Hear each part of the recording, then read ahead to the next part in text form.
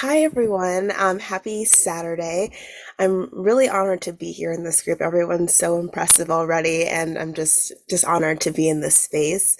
Again, my name is Moji. I am a writer, a speaker, and a zero waste consultant. My company is called Blue Daisi, and I created this company basically to help businesses find creative ways to keep trash out of the landfill, but also in pursuit of a more sustainable, equitable, just, and ultimately liberated world. So, through consulting and coaching and speaking to companies of all sizes, I do my best to make the topic of trash interesting and actionable, practical, and even fun.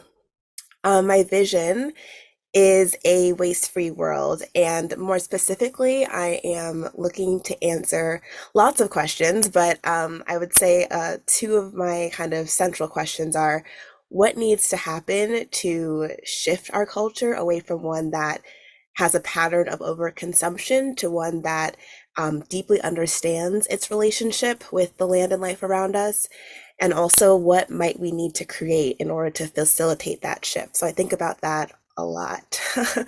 I've been doing this work officially for about 4 years, so I know that this is celebrating 5 years before the people. So we've been around for about the same amount of time.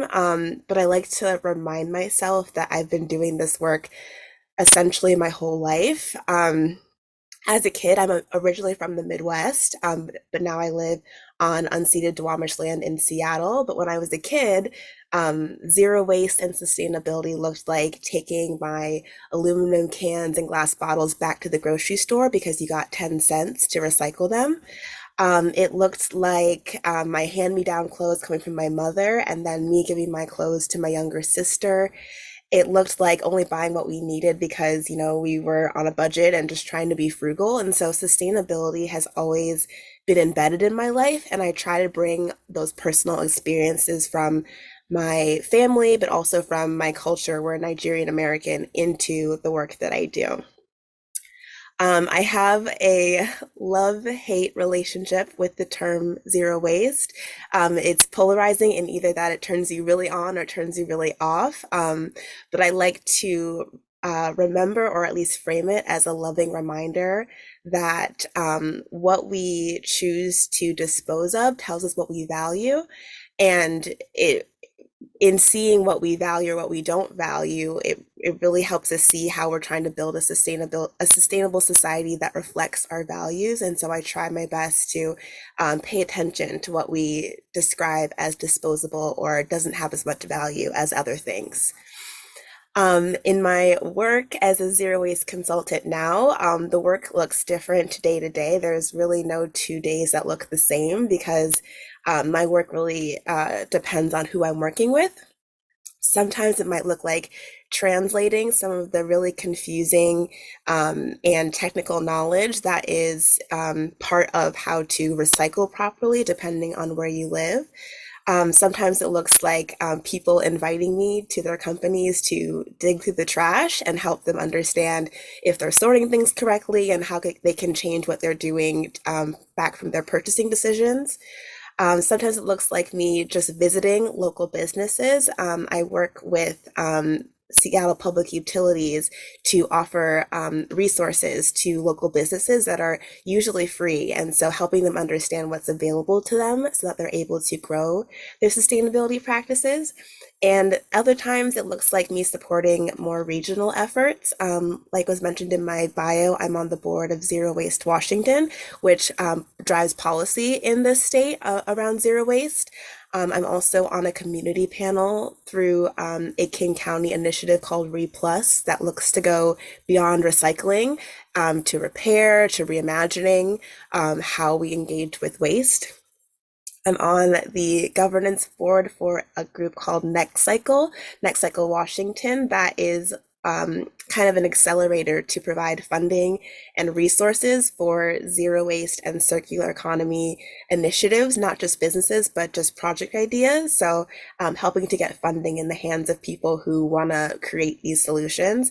And I'm also part of Sustainable Seattle Interweave, that is a coalition of organizers, activists, and business owners looking to work and create a just and equitable world.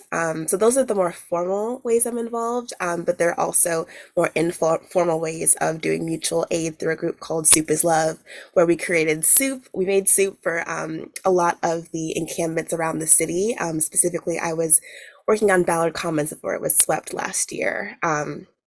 So lots of different ways to find ways to reduce waste, both in my personal and professional life. Um, as I was thinking about the theme of this, of harvest, I was thinking about what yield I can share after 4 years of doing this work and what will be helpful moving forward. And so um, it can be really challenging to know when you're making a change or if your work really is making a difference when your head is kind of down and in the work and you're just trying to get things done. But when I popped my head back up and looked back on the last 4 years of doing this professionally, it really brings me a lot of joy to see that every single conversation, every small action that has intention behind it really does plant a seed. And looking back at all those seeds that have been planted, seeing the harvest that comes back and how we really are moving things forward piece by piece.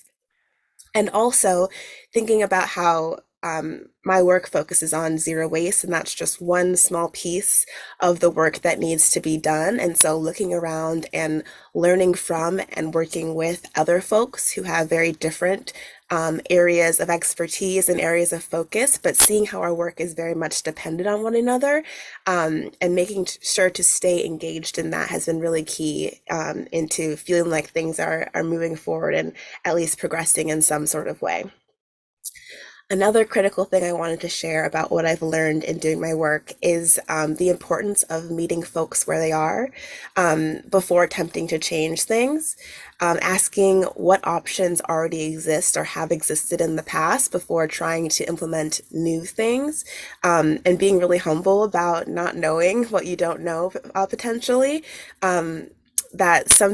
That some sustainability ideas are not new, but rather we're remembering or learning from other folks who have been remembering this whole time. So as we work towards a more sustainable, just, equitable, and liberated world, my intention is to just continue to do this, but make sure that it's always deeply rooted in care and empathy. So thank you so much for listening.